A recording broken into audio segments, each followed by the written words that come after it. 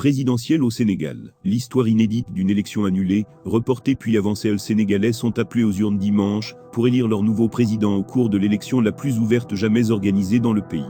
Un scrutin qui intervient quelques semaines après une profonde crise politique provoquée par l'annulation, puis le report de la présidentielle. Rappel des faits. Le Sénégal s'apprête à vivre l'épilogue d'un feuilleton électoral aux multiples rebondissements. Dimanche 24 mars, 7 millions d'électeurs sont appelés aux urnes à travers le pays pour élire le prochain président de la République. Cette élection est exceptionnelle à plus d'un titre. Tout d'abord parce qu'elle marque la fin de la présidence de Macky Sall, après 12 années au pouvoir. Avec 17 candidats en lice, il s'agit par ailleurs de l'élection présidentielle, la plus ouverte depuis l'indépendance du pays, en 1960. Enfin, elle constitue le point d'orgue d'une intense bataille politique autour de la date du scrutin, initialement prévue le 25 février, et dont l'annulation 3 semaines plus tôt par le président, avait provoqué une onde de choc dans le pays. France 24 retrace les différentes étapes de cette crise démocratique inédite. Interruption surprise de la présidentielle samedi 3 février, Macky Sall prend la parole à la télévision nationale. À quelques heures du début de la campagne présidentielle, il annonce, contre toute attente, le report samedi du scrutin. Notre pays est confronté depuis quelques jours à un différend entre l'Assemblée nationale et le Conseil constitutionnel, en conflit ouvert sur fond d'une supposée affaire de corruption de juges, explique-t-il alors, estimant que cette situation menace la crédibilité du scrutin. 4 jours plus tôt, le Parlement sénégalais a approuvé une enquête parlementaire pour faire la lumière sur les conditions d'invalidation des candidatures. Celle-ci avait été réclamée par le parti de Karim Wade, écarté de la course présidentielle, car détenteur de la nationalité française, alors que seuls les candidats sénégalais, et uniquement sénégalais, peuvent concourir. Ses soutiens affirmaient suspecter deux juges du Conseil constitutionnel d'avoir des connexions douteuses avec certains d'entre eux, notamment Amadou Ba, Premier ministre et dauphin désigné de Macky Sall. Au même moment, une autre candidate, Rose Wardini, dont la candidature a été validée par le Conseil constitutionnel, est placée en garde à vue pour faux et usage de faux et escroquerie au jugement, suspectée d'avoir elle aussi la double nationalité franco-sénégalaise. Pour Macky Sall, ces conditions troubles pourraient instaurer les germes d'un contentieux pré- et post-électoral. Notre pays ne peut se permettre de connaître une nouvelle crise après les épisodes de violence de mars 2021 et de juin 2023, souligne le président. Macky Sall annonce la mise en place d'un dialogue national pour une élection libre, transparente et inclusive, tout en réaffirmant son engagement à ne pas se porter candidat. Mais cette décision suscite de nombreuses interrogations au Sénégal, notamment du fait que les députés du parti au pouvoir ont eux-mêmes voté en faveur de la création de la commission d'enquête parlementaire. Alors que ceux-ci affirment vouloir laver l'honneur de leur candidat Amadou Ba, l'opposition fustige une manœuvre destinée à torpiller la présidentielle et éviter la défaite du candidat de la majorité. Contesté, jusque dans son propre camp, le Premier ministre Amadou Ba fait face à deux candidatures dissidentes, celle de l'ancien ministre de l'Intérieur, Aline Ngouille Ndiaye, et de l'ex-premier ministre Mahammed Boun Abdallah Dionne, un temps directeur de cabinet du chef de l'État. Mais de l'avis général, la menace pour le candidat du pouvoir vient surtout de Bassirou Diomaye Faye, perçu comme le principal opposant, choisi par Ousmane Sonko pour le remplacer à la présidentielle après l'invalidation de sa candidature. Réagissant à la décision de Macky Sall d'interrompre l'élection, Amadou Ba, homonyme à ne pas confondre avec le Premier ministre, juriste et soutien de Bassirou Diomaye Faye, fustige des arguments d'une légèreté inouïe, indiquant que la commission d'enquête n'a été mise en place que sur de simples soupçons de corruption. Pour annuler le scrutin, Macky Sall a abrogé le décret convoquant le corps électoral. Reste à fixer une nouvelle date. La coalition de Karim Wade, qui demande un report de 6 mois, soumet alors une proposition de loi au Parlement. Dans un contexte particulièrement tendu, les députés approuvent finalement, le 5 février, le report du scrutin au 15 décembre, jugeant la date initialement proposée, le 25 août, peu propice du fait de la saison des pluies. Mais cette nouvelle échéance entraîne de facto une prolongation de 10 mois supplémentaires du mandat de Macky Sall, censé prendre fin le 2 avril. De nombreuses voix s'élèvent pour dénoncer un coup d'État constitutionnel permettant au président de se maintenir au pouvoir. Plusieurs candidats à la présidentielle déposent alors des recours devant la Cour suprême et le Conseil constitutionnel pour faire barrage à ce report. Dans les rues, la tension monte d'un cran. Le 9 février et les jours suivants, des manifestations organisées à travers le pays sont réprimées par la police. 4 Sénégalais meurent à Saint-Louis, Dakar et Ziguinchor, dans le sud du pays, dans le cadre de ces événements qui constituent la pire flambée de violence de cette période de crise.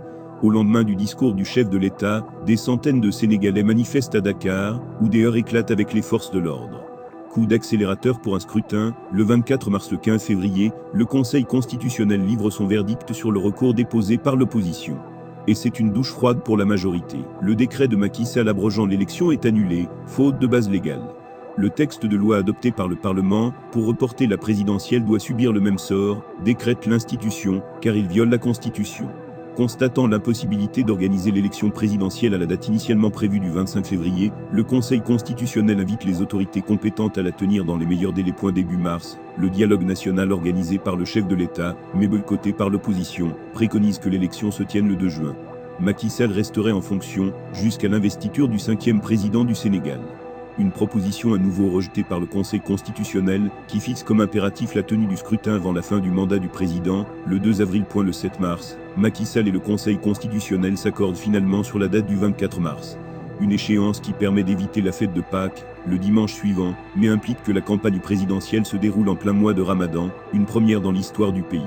La durée de la campagne est par ailleurs réduite de 21 à 17 jours, pour permettre l'organisation de ce scrutin express. Le 14 mars, dans le cadre d'une loi d'amnistie adoptée par le Parlement une semaine plus tôt, Ousmane Sonko et son candidat de remplacement, Bassirou Diomaye Faye, sont libérés de prison à 10 jours du scrutin, suscitant la ferveur de leurs partisans qui manifestent leur joie dans les rues de Dakar. Enfin, le jour suivant, une ultime requête du camp de Karim Wade visant à faire interdire le scrutin au motif d'un délai d'organisation trop court, est rejetée par la Cour suprême, qui lève ainsi le dernier obstacle potentiel à la tenue de l'élection présidentielle le 24 mars. Présidentielle, les Sénégalais en quête de justice et de réconciliation. Après plusieurs semaines de crise institutionnelle, les Sénégalais se rendront finalement aux urnes le 24 mars. Nombre d'électeurs, vent debout contre une loi d'amnistie visant à éponger les crimes et délits commis ces 3 dernières années, espèrent toujours une justice plus équitable. Alors qu'une chaleur brusque surprend les Dakarois habitués à un climat plus clément ces derniers jours, Ndeylo profite de l'ombre au balcon de sa demeure aux Parcelles Assainies, en banlieue de Dakar. Cette sexagénaire Tankinka a de tourner la page, après la mort tragique de son fils, Baïfal Houssen, 17 ans, tué par balle le 1er juin 2023, pendant les émeutes déclenchées par la condamnation de l'opposant Ousmane Sonko à 2 ans de prison ferme pour corruption de la jeunesse. 8 mois plus tard, Ndeylo évoque avec fatalisme la loi d'amnistie votée le 6 mars par l'Assemblée nationale à la demande de Macky Sall. Le texte amnistie les crimes et délits liés aux différents troubles politiques commis ces 3 dernières années dans le pays. Le président Macky Sall a dit qu'on pardonne tout le monde. Il a pardonné à notre place, nous qui avons perdu des êtres chers, raconte Ndeye dont le fils est mort, tué par balle le 1er juin 2023. Il aurait dû au moins nous demander notre avis. Il a pardonné banalement, sans consulter les principaux concernés. La loi d'amnistie vise à permettre au pays de connaître l'apaisement du climat politique et social, et le renforcement de la cohésion nationale, mais aussi de permettre à certaines personnes, qui ont eu maille à partir avec la justice, de participer pleinement à la vie démocratique. La loi promulguée par le président Macky Sall, le 14 mars a permis la libération immédiate du principal opposant Ousmane Sonko, écarté de la course électorale, et de son bras droit Bassirou Diomaye Faye, candidat à la présidentielle, mais aussi de plusieurs autres détenus politiques et même de présumés auteurs d'actes criminels voire terroristes. Le bras de fer politico-judiciaire, qui a duré 3 ans entre Ousmane Sonko et le pouvoir, a coûté la vie à 62 Sénégalais selon Amnesty International, principalement à Dakar, et dans la région de Ziguinchor au sud du pays.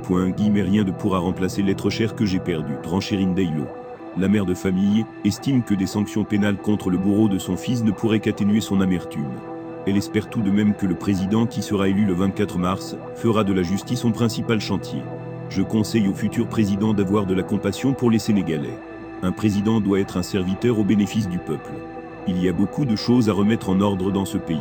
Je prie pour qu'il ait un grand cœur, qu'il œuvre pour la justice et pour la paix, espère-t-elle. Ndeylo peut tout de même garder espoir pour que justice soit rendue à son fils. Amnesty International, qui documente les victimes des troubles politiques au Sénégal depuis le début de l'escalade en mars 2021, ne compte pas s'arrêter avec l'amnistie. L'organisation de défense des droits de l'homme accompagne les familles des personnes décédées en les mettant en rapport avec des avocats et en documentant les circonstances dans lesquelles leurs proches ont été tués. Mais nous considérons que la loi d'amnistie est une prime à l'impunité, une garantie de répétition de ces événements, un gage donné aux forces de défense et de sécurité de tuer impunément, déplore Sedi Gassama, directeur exécutif d'Amnesty Sénégal. Ce qui est grave, c'est que les faits qui ont été amnistiés n'ont pas été jugés, les victimes n'ont pas été indemnisées, et cela est inacceptable, ajoute-t-il.